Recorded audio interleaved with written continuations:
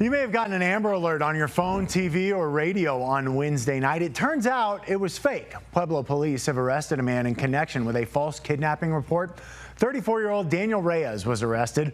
Reyes told police that his 13-year-old cousin had been in his white Ford F-250 when somebody stole that truck. But about 4 hours into the investigation and search, detectives learned that the child had no relation to Reyes and that she was safe at home.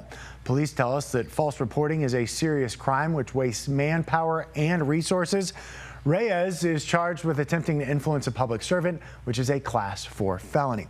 Joining us now is Leemie Kahng-Sofer from the National Center for Missing and Exploited Children.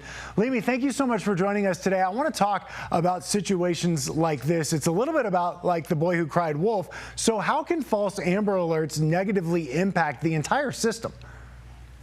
Well, there's always a concern about over-alerting the public and the public getting weary of these alerts. And so a false or hoax report would definitely contribute to that.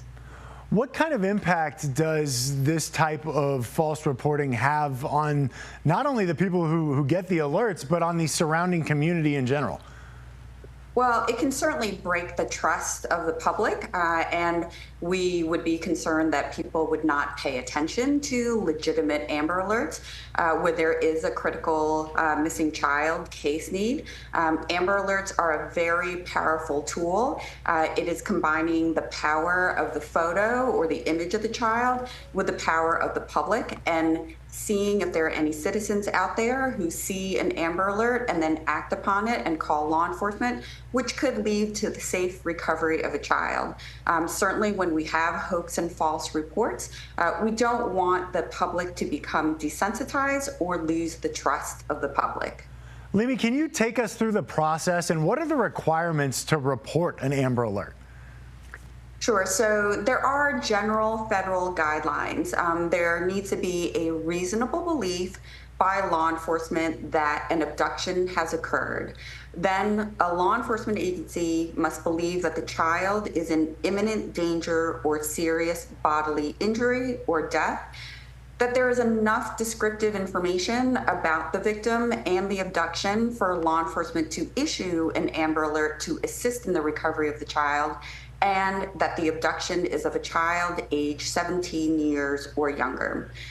What law enforcement will do is when they have a critically missing child incident, if it meets those criteria, they will work with their state coordinator, and then if the Amber Alert is approved, then the Amber Alert will go out.